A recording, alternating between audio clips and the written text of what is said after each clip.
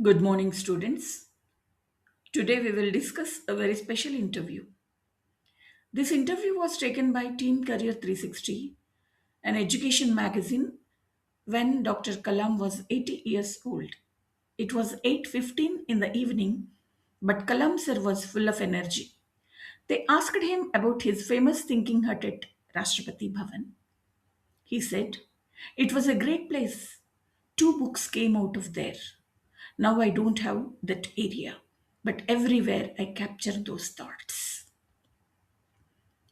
So the question when asked by Team Career 360 to Dr. Abdul Kalam, what makes one follow one's dreams? Then Kalam sir says, dream is not a sleep dream. Dream is your goal, your mission in life. He says, I had great teachers. My father and mother were my best teachers. I was the only one studying in my family, and their support was absolute. The spiritual environment at home shaped me. Then, the second question was asked by Team Career 360. What is more important, handling failure or responding to failure? Kalam sir says in this way that I have gone through many successes and failures. I met many successful people in the world. When I discussed with them, they told me about their failures also. So I can conclude that great successes has some elements of failures also. So the important message from this question is that every success has failure inside it. Failure is normal, so don't scared about it. Then the third question, why are two-thirds of engineering graduates unemployable? This is a very important point. Dr. Kalam says that once he visited Waterloo University in Canada. There, for engineering, students study 1 year in classroom and next year they work in industry.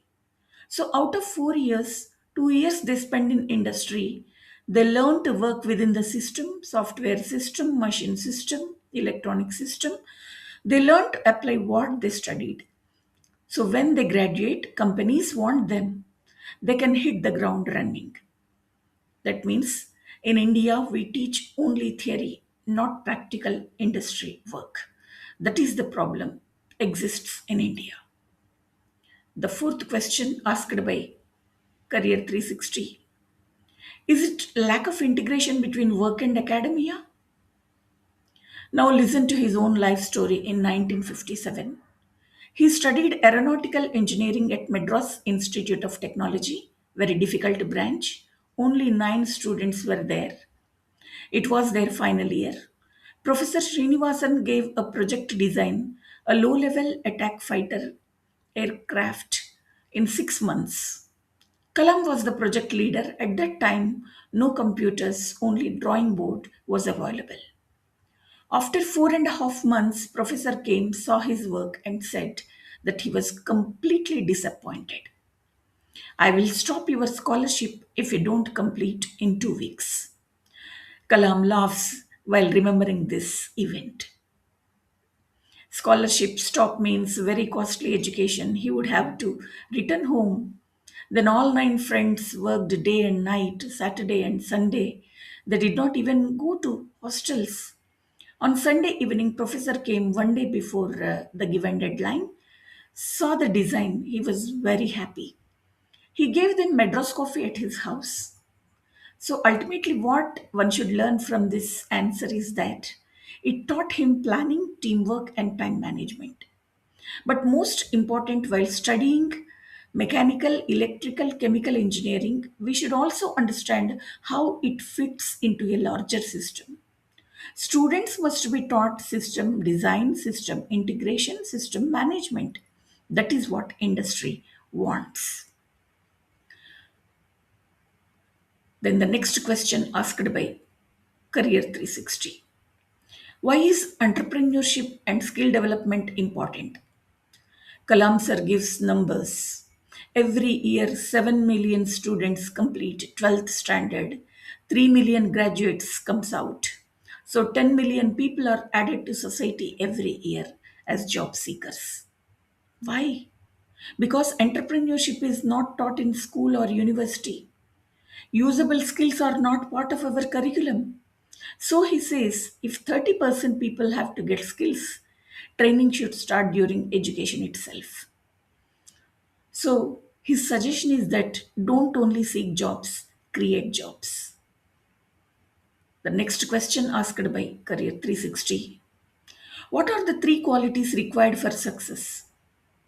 Kalam says, I'll say four qualities, okay? Number one, a clear aim in life. Without it, you will be going in all directions. Number two, acquire knowledge. How? Great books, great teachers should be your friends. And even home environment and parents can help you gain knowledge. Number three, hard work with devotion. Your work is towards your mission. It should be filled with devotion to that mission. Number four, perseverance. You should do hard work with a determination continuously. He says, you do these four things and you can become anything. Then the seventh question asked by Career 360 team. Does it boil down to focusing on one mission? Kalam sir says, no, finally the goal should be in front of you. That is my experience. Who are always tempted to do many things simultaneously. But if you start doing the thing, have one goal and put all your efforts into that, then definitely you will succeed. Of course, you have to win. A problem always appears here and there, but you have to face the problem and defeat the problem. That means, according to him, there must be one goal, full focus, face the problem, defeat the problem. The last question asked by Career 360. One last word to our new generation. Kalam sir says regarding the final message. They must think in a big way. He remembers a saying from 2000 years ago by Saint poet Tiruvalluvar. As the height of the water lily depends on the depth of the water, so man's greatness depends on the greatness of his thoughts.